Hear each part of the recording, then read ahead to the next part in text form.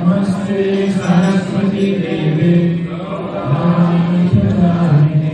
निर्विशेष शून्यवादी पाश्चात्यदेशकारिणे जय श्री कृष्ण चैतन्य प्रभु नित्यानंद श्री अद्वैत गदाधर श्रीवासादि गौर भक्तवृंद हरे कृष्णा कृष्णा कृष्णा हरे हरे हरे राम राम राम हरे हरे हरे कृष्णा कृष्णा कृष्णा हरे हरे हरे राम राम राम हरे हरे हरे कृष्णा कृष्णा कृष्णा हरे हरे हरे राम राम राम हरे हरे ओम नमो भगवते वासुदेवाय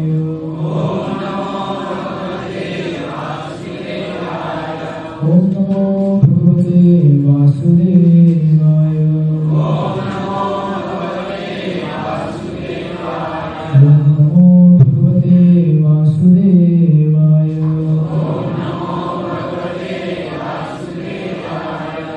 गुरु शिष्य परंपरा की पहली पुस्तक में आप गए हो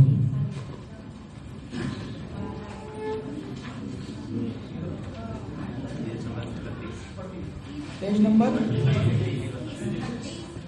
इंट्रोडक्शन खत्म होते हुए हो गया सबके पास रेडी। ऐसी भक्ति वेदांत स्वामी श्री प्रभुपाद भक्ति सिद्धांत सरस्वती गौर किशोर भक्ति बलदेव जगन्नाथ विश्वनाथ नरोत्तम कृष्णदास रघुनाथ जी रूप स्वरूप सनातन श्री चैतन्य महाप्रभु कृष्ण भेदी आधेन्द्रपुरी लक्ष्मीपति व्यासदेव ब्रह्मदेव पुरुषोत्तम धर्म राजेंद्र विद्यानिधि दयानिधि ज्ञान सिंधु जयतीर्थ अक्षोभ्य माधव नैमिष पद्मनाभ मधुर व्यास नारद ब्रह्मा विष्णु।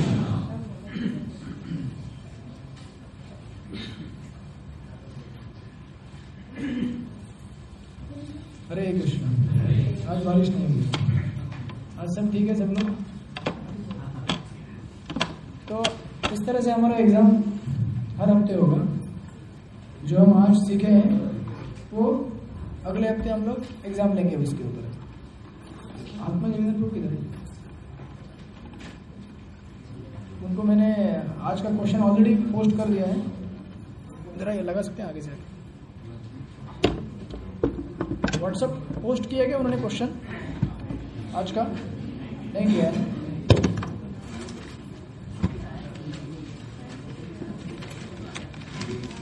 उनको बुला के उनको फोन करके बोल दीजिए।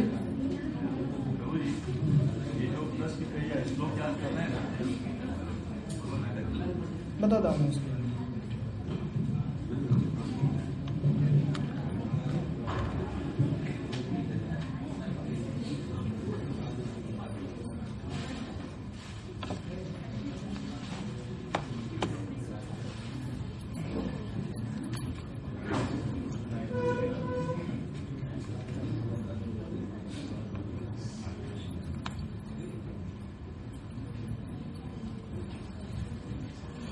अच्छा, क्या प्रश्न है आपका? ये जो कंठस्थ करना है श्लोक, हाँ, इसमें 2.7 के बदले 2.44 दिया है, उसका 2.13 रॉन्ग चेंज है। प्रिंटिंग मिस्टेक है कि नहीं, जो दिया है वो आपको किसने दिया है सिलेबस? सबको दिया नहीं, मतलब अतुल कृष्ण प्रभु ने दिया है क्या? तो ठीक है। जनरली मैं अपने अंदाज में करता हूँ। अपने अंदाज में मतलब अभी ऐसे कुछ लोग हैं जो आजकल ज़्यादा प्रीचिंग में यूज़ किए जाते हैं, तो मैं सोचता हूँ कि वो श्लोक ज़रूरी है आपके लिए। कुछ लोग उसमें जो आपको पहले से मालूम है, क्योंकि कई दिनों से आप लोग उसको करते आ रहे हैं शुरू से। तो अभी आप ऑप्शन आपके ऊपर है। ऑलरेडी मैंने एक श्लोक दिया है जो उसमें लिस्टेड नहीं है। गीता महात्म्य का भी मैंने ऑलरेडी एक दिया है जो उसमें लिस्टेड नहीं है। ठीक है ना? तो आप थोड़ा फिर आप सोचेंगे यार उसमें दिया नहीं है, इसमें दिया है। दिया ना मैंने इंट्रोडक्शन के परिचय में, एंड में गीता महात्म्य कोई भी एक श्लोक बताइए। तो वो हरे कृष्णा, किसने याद किया है वो श्लोक? अच्छा, आपने किया है, हम बोलिए। गीता महात्म्य का कोई भी एक श्लोक, कोई भी एक, उसमें जो दिया है।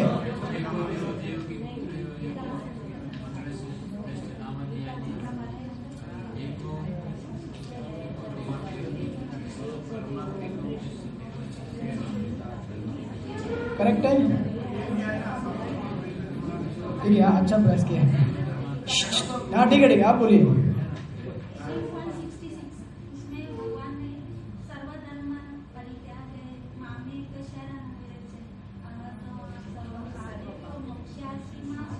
ये तो गीता का है, लेकिन श्लोक है ना।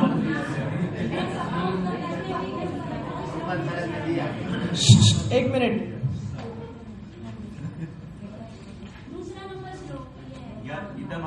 हाँ, लेकिन याद रखिए वो गीता महात्म्य है, लेकिन भगवान क्या बोल रहे हैं उसमें? भगवान भगवद गीता 18.66 के अंतिम अंश में जोर देकर कहते हैं, ठीक है ना। तो एक तरह से गीता का श्लोक है वो, गीता महात्म्य शंकराचार्य जी ने लिखा हुआ है, ठीक है ना, उसका वो भी चलेगा। अच्छा आपने किया है, बेस्ट, ऐसा कोई प्रॉब्लम नहीं है।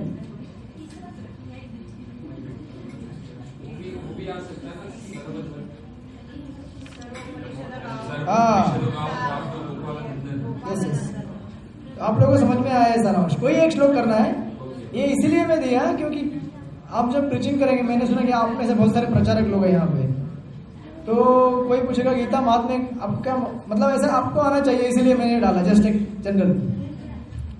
हरे कृष्ण। अभी हम लोग स्टार्ट करेंगे सेकंड चैप्टर, फर्स्ट अध्याय के ऊपर, नहीं तो इसमें टाइम चला जाएगा।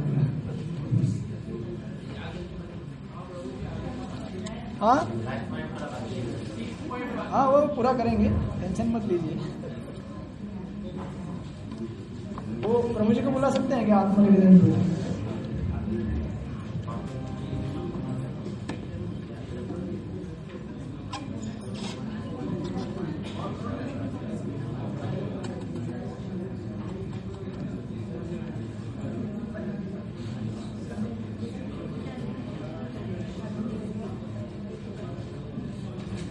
ठीक है, हरे कृष्णा। आत्मनिवेदन प्रभु वो व्हाट्सएप कर देना एडमिन ग्रुप में, 2 मेल किया मैंने आपको, तो सबको दिखेगा यहाँ पे मतलब। ठीक है, अभी हम लोग कौन से पॉइंट में पहुंचे थे? हाँ, पेज नंबर 26। ओके,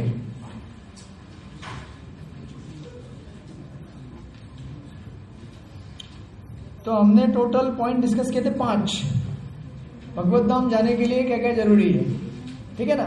आप लोगों ने आंसर ऑलरेडी लिख चुके हैं, जिन्होंने नहीं लिखे हैं, जो एब्सेंट थे, वो लोग अपने दोस्तों से लीजिए, वो सब दिया है मैंने मटेरियल। और इसमें अंतिम पॉइंट क्या है? नहीं, छठा पॉइंट कौन सा है? हाँ,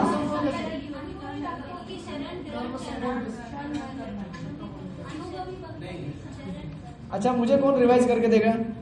5 पॉइंट जो मैंने बताया, एक एक करके रिवाइज कौन करके देगा?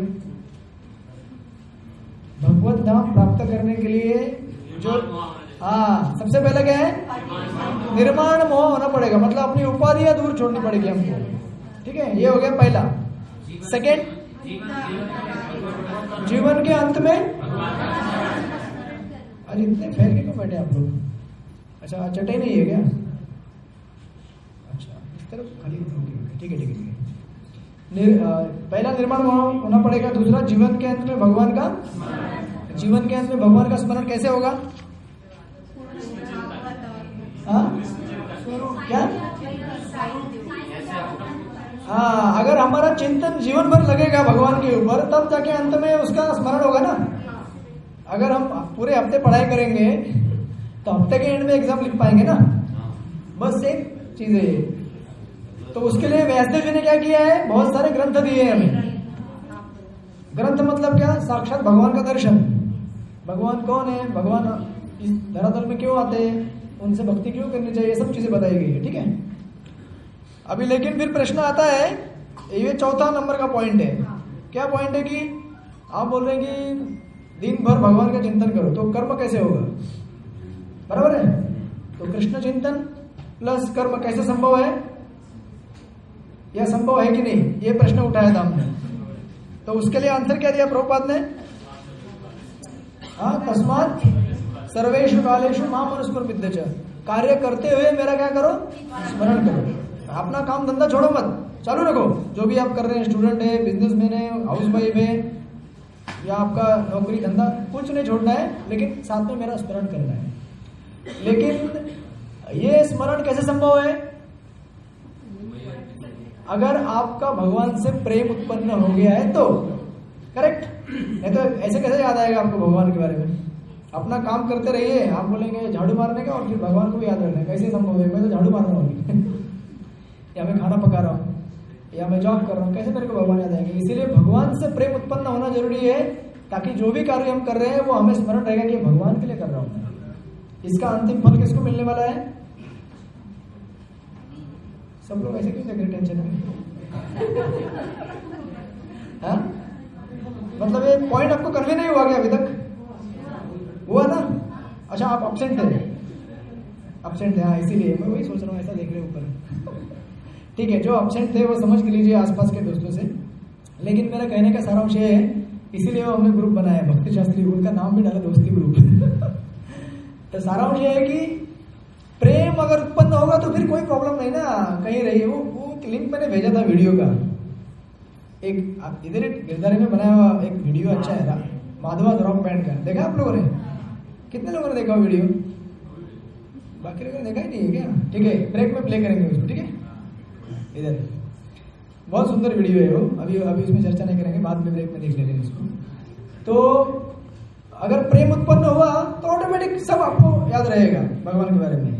लेकिन प्रेम उत्पन्न होने के लिए क्या करना पड़ेगा? फिर आपको तात्पर्य में सब दिया है, साधना करना पड़ेगा, रोज का साधना करना पड़ेगा। 16 माला कीजिए ध्यान पूर्वक, बिना अपराध किए हुए, और फिर 4 नियम का पालन कीजिए, शास्त्र पढ़िए, सेवा कीजिए, जितना समय मिलेगा उतना। ऐसा करते करते अगर एक बार प्रेम उत्पन्न हो गया तो ना चले आपके लिए। लेकिन ये सब करने के बाद भी, और ये सब किसके साथ में करना है? हमें भक्तों के साथ में करना है। इसीलिए वो लास्ट का पॉइंट ऐड किया गया है, जो पॉइंट नंबर हमारा 6 है कि अनुभवी भक्तों का शरण ग्रहण करे। ठीक है, सबको समझ में आ रहा है अभी तक लिंक कैसे चल रहा है आगे? तो देखिए यहाँ पे लिखा है प्रभुपाद ने, यह कोई कठिन पद्धति नहीं है। 6 पॉइंट के अंदर सबके पास है, पेज नंबर 27। अभी मेरे ख्याल सबके पास नहीं, गीता आ गई है। अगर नहीं है तो यहाँ पे कुछ कॉपी देके खत्म हो गया, ले लिया सब लोग? ठीक है, अच्छी बात है। यह अगर खत्म है तो मुझे बताइए, मैं फिर अरेंज करके देता हूँ आप लोगों को। किसी के पास नहीं है तो कितना? 1 2, हाँ ठीक है। यह कोई कठिन पद्धति नहीं है, लेकिन इसे किसी अनुभवी व्यक्ति से सीखना चाहिए। तत्व विज्ञानार्थम सब गुरु अभिगच्छति, उसमें नहीं है, वहां पर मत देखिए, ठीक है? 27 नंबर का पेज, अभ्यास योग तेरे चेतसन अन्य गमीन, ये श्लोक है, उसके नीचे वाला अनुवाद के बाद मनुष्य को चाहिए कि जो पहले से अभ्यास कर रहा है उसके पास जाए। जो पहले से ही पढ़ाई कर रहा है, अगर उसके पास जाएंगे तो क्या होगा? उसने सारे पॉइंट्स बना के रखे हैं, आंसर लिख के रखा है, आपका समय बच जाएगा। ये बुद्धिमानी होती है, ये क्या है? शॉर्टकट है। इसीलिए श्रवण करने का ये बहुत बड़ा लाभ है। इसीलिए हम लोग अगर अनुभवी व्यक्ति से अगर श्रवण करते हैं तो हमें वो सब चीजें मिल जाती है जिस अनुभव के द्वारा वो गए हैं। अभी अपने को जरूरत नहीं कि उसी अनुभव से जाना जरूरी है कि भाई चोट लगने के बाद दुख होता है, ये जानना जरूरी है क्या? चोट ठीक है, अभी लाओ पत्थर लेके आओ, अभी मारो, नहीं ना। किसी ने अगर सुना के लिख के जा चुके हैं तो उसको अगर हम एक्सेप्ट करेंगे होलहार्टेडली और उसको जीवन में फॉलो करेंगे तो जल्दी समझ जाएंगे, ज्यादा समस्या नहीं होगा, समय बचेगा हमारा। मन सदैव इधर उधर भटकता रहता है? किसका मन भटकता नहीं है? सबका भटकता है। किंतु मनुष्य को चाहिए कि मन को भगवान श्री कृष्ण के स्वरूप पर या उनके नामोच्चारण पर केंद्रित करने का अभ्यास करे। क्या करे? अभ्यास। मन स्वभावतः चंचल है, इधर उधर जाता रहता है, लेकिन यह कृष्ण की ध्वनि पर स्थित हो सकता है। इस प्रकार मनुष्य को परम पुरुषम अर्थात दिव्य लोक में भगवान का चिंतन करना चाहिए और उनको प्राप्त करना चाहिए। ये सारांश दिया उन्होंने ये हमारे पॉइंट नंबर 8 का, कि भगवत धाम क्या है और उसे कैसे प्राप्त करें। सब लोग समझ गए अभी तक? जो लोग एब्सेंट है टेंशन मत लीजिए, समझ में आएगा, बाजू वाले लोग बताएंगे आपको। अभी 9th पॉइंट वहां पे नहीं है, वहां पे मत देखिए, ठीक है? मैं यहाँ पे बताऊंगा। आप सबके पास नया बुक है ना, ज्यादा दिक्कत नहीं होगी अभी अपने पास। अभी देखिए वो श्लोक वहां पे लिखा है, मां ही पार्थ व्यपाश्रित्य, उसके ऊपर देखिए चरम अनुभूति या चरम उपलब्धि दिख रहा है। उस श्लोक के 3-4 लाइन ऊपर जाइए, चरम अनुभूति या चरम उपलब्धि है। वहां से कट मार के वहां से पॉइंट लीजिए। 9वां पॉइंट, भगवत गीता सबके लिए है। भगवत गीता सबके लिए है, मतलब ऐसा नहीं है कि भगवत गीता केवल ब्राह्मण और पंडित लोग पढ़ेंगे, ऐसा है क्या? नहीं है। कि भगवत गीता केवल हिंदू लोग पढ़ेंगे, ऐसा भी नहीं है। उसे कोई भी पढ़ सकता है, चाहे वो मुसलमान हो या चाहे क्रिश्चियन हो। एक्चुअली जो भगवान का प्रेमी है वो हर भगवान के बारे में जानकारी दी जाने वाली बुक पढ़ता है, चाहे वो बाइबल हो, कुरान हो, कोई भी हो, क्योंकि भगवान के बारे में जानकारी है। फिर उसमें भी शास्त्र के ग्रेडेशंस हैं, first level scripture, second level, third level, fourth level, देश काल पात्र के हिसाब से। देखिए यहाँ पे प्रभुपाद लिखते हैं ये श्लोक के नीचे, इस तरह भगवान कहते हैं कि वैश्य, पतिता स्त्री या श्रमिक अथवा अधम योनि को प्राप्त मनुष्य भी परम को पा सकता है। अभी इस कलयुग में हम सब लोग क्या है? अधम योनि है, चाहे वो स्त्री हो या पुरुष हो, कोई भी हो। उसे अत्यधिक विकसित बुद्धि की आवश्यकता नहीं पड़ती है। चाहिए क्या हमको ज्यादा इंटेलिजेंस? कुछ चाहिए क्या? गीता समझने के लिए ज्यादा बुद्धि चाहिए क्या? हाँ चाहिए। गीता समझने के लिए सबसे इंपॉर्टेंट आइटम क्या है बताइए मुझे गीता समझने के लिए? शरणागति। और शरणागति कैसे आएगी? विनम्र भाव या प्रामाणिकता, सिंसियर रहने। सिंसियर मतलब प्रामाणिक रहने का। ठीक है भगवान मैं ऐसा ही हूं, मतलब ऐसा, मतलब अभी आप अगर गीता समझने का प्रयास कर रहे हैं और श्लोक समझ में नहीं आया, थोड़ा समझ में आया, नहीं आया, कुछ तो समझ में आया, ठीक है, लेकिन भगवान से प्रार्थना कीजिए कि भगवान मैं इतना ही समझ पा रहा हूँ, आप मुझे कृपया एडजस्ट कीजिए आपका स्कूल में मुझे भी आगे लेके चलिए साथ में। तो अगर आप भगवान जैसे प्रेयर करेंगे तो आप गीता में निपुण हो गए, क्योंकि उद्देश्य गीता का यही है कि अंत में भगवान की शरण प्राप्त कर सके। ये नहीं कि गीता पढ़ के हमें स्कॉलरशिप दिखाना है कि मुझे इतने श्लोक आते हैं या मैं इतना विद्वान हूँ या अभी मैं प्रचार में इस तरह से इस्तेमाल करूंगा, ये पॉइंट यहाँ पे, वो पॉइंट वहां पे। ये सब करें आप, उसकी कोई दिक्कत नहीं, प्रॉब्लम नहीं, लेकिन हमारा उद्देश्य सब करने का क्या है? या तो हम भगवान की शरण लें और साथ में जो अपने साथ आए उनको भी भगवान के साथ शरण करने के लिए प्रोत्साहित करें, ये उद्देश्य है। इसलिए गीता समझने के लिए बुद्धि की आवश्यकता जरूर है, नहीं ऐसा नहीं, लेकिन सबसे इंपॉर्टेंट एलिमेंट क्या है? भगवान के विषय में जानने की उत्सुकता, और ये कि मैं भगवान का सेवक बनना चाहता हूँ। इसके लिए मुझे क्या क्या जरूरी है? ठीक है, गीता समझना जरूरी है, क्योंकि वो समझने से मैं समझ पाऊंगा कि मैं भगवान का दास हूँ और मेरी भगवान की शरणागति बढ़ेगी। इसके लिए गीता पढ़ना जरूरी है। इसलिए देखिए प्रभुपाद क्या बोलते हैं कि गीता अत्यधिक विकसित, मतलब कॉमन बुद्धि सबके पास रहती है, कॉमन सेंस, लेकिन प्रभुपाद क्या बोल रहे हैं? अत्यधिक, मतलब स्कॉलर होना जरूरी नहीं है। जैसे एक मैं ये पढ़ रहा था बुरिजन लोग का कमेंट्री, आप लोग एग्जाम लिख रहे थे तब, उसमें एक कोई तो एक बहुत ही गर्विष्ठ ऐसा एक स्कॉलर रहता है गीता का, वो आके प्रभुपाद को बोलता है कि मैं प्रभुपाद 48 मिनट में पूरा गीता पढ़ सकता हूँ। तो प्रभुपाद ने क्या जवाब दिया मालूम है आप लोगों को? किसी को? प्रभुपाद बोले क्या आप 48 मिनट गीता जी सकते हो क्या? 48 मिनट में आप बोल सकते हो, लेकिन 48 मिनट जी सकते क्या गीता को? इसलिए गीता को 48, उसको बोलते हैं टू लिव गीता, गीता को अपने जीवन में उतारना। 48 मिनट तक भी उतार पाएंगे हम लोग? ये बहुत बड़ा प्रश्न है, और वो उतारने का ज्यादा प्रयास करना चाहिए। 700 श्लोक दिए हैं, 18 अध्याय हैं, इनमें कमेंट्रीज हैं, तात्पर्य प्रभुपाद के। कोई भी जो पॉइंट आपको अपील करता है उसे एटलीस्ट फॉलो करने का कोशिश कीजिए जीवन में, तो गीता का सक्सेस है। और बोलते हैं कि बात यह है कि जो कोई भक्तियों के सिद्धांत को स्वीकार करता है और परमेश्वर को जीवन के आश्रय तत्व सर्वोच्च लक्ष्य या चरम लक्ष्य के रूप में स्वीकार करता है, वह आध्यात्मिक आकाश में भगवान तक पहुंच सकता है। ये नहीं बोला कि गीता में स्कॉलरशिप प्राप्त करने के बाद वो पहुंच सकता है क्या बोला प्रभुपाद ने वहां पे कि जो भगवान भक्तियों के सिद्धांत को स्वीकार करेगा, परमेश्वर को जीवन के आश्रय का तत्व सर्वोच्च लक्ष्य या चरम लक्ष्य के रूप में स्वीकार करेगा कि बाबा यही है, मेरे करता धरता यही है, यही मेरे को जीवन दिए हैं, यही मेरे जीवन का पालन कर रहे हैं और यही मेरे को अंतिम में अपने धाम में लेके जाएंगे, उसके अलावा कोई नहीं है। और फिर लास्ट में देखिए वो लाइन दिया है, यदि कोई भगवद गीता में बताए गए सिद्धांत को ग्रहण करता है तो वह अपना जीवन पूर्ण बना सकता है और जीवन की सारी समस्याओं का स्थायी हल पाता है। स्थायी मतलब क्या? परमानेंट। सबको परमानेंट नौकरी चाहिए इस दुनिया में, चाहिए कि नहीं?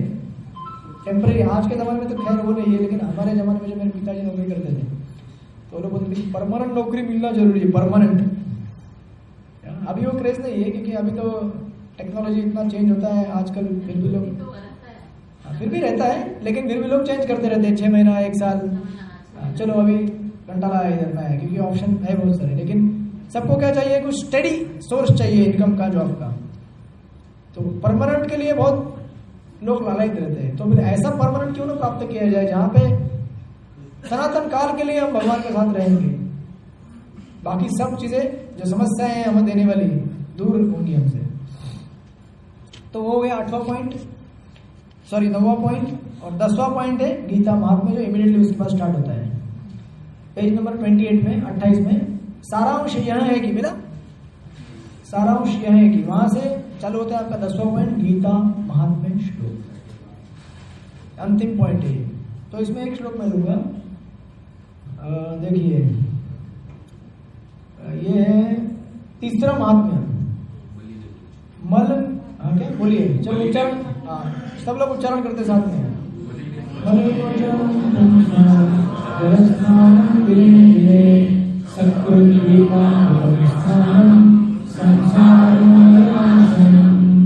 पढ़िए कोई अनुवाद कोई एक।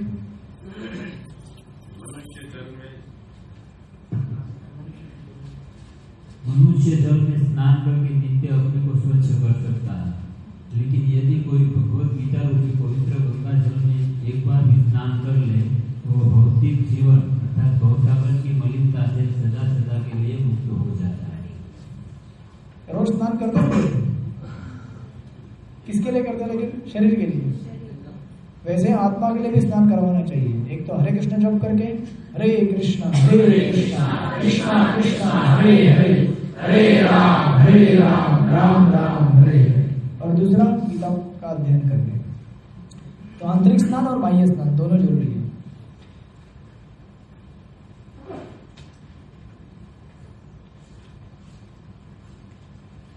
तो बाकी आप लोग पढ़ लीजिएगा जो महात्म्य दिए गए हैं। इस तरह से ये है आपका, पहले हमने देखा अमुख उसके बाद क्या देखा था हमने? मनोगत, वही अमुख है। पृष्ठभूमि देखा था पहले, पृष्ठभूमि देखा था। पृष्ठभूमि में हमने गीता का बैकग्राउंड देखा क्या है, यथारूप का महत्वपूर्ण बोले क्या है। उसके बाद आमुख यानी कि प्रीफेस यानी कि मनोगत, उसमें देखा था हमने भगवद्गीता यथारूप लिखने का उद्देश्य क्या है, कृष्ण भावनामृत आंदोलन का महत्व क्या है, और गीता का केंद्र बिंदु क्या है। क्या है गीता का केंद्र बिंदु? हमारे इंद्रियों को तुष्ट करने के बजाय भगवान की इंद्रियों को तुष्ट कीजिए। भगवान ये चाहते हैं और अनुग्रह करते हैं कि इंग्लिश में लिखते हो Krishna wants this and he demands this, ये हमें चाहिए, तो ऑटोमेटिक हमारी इंद्रियां संतुष्ट हो जाएंगी। और फिर बाद में भूमिका, जिसके हमने 10 पॉइंट डिस्कस कर चुके हैं। तो अभी हम लोग स्टार्ट करते हैं चैप्टर नंबर 1।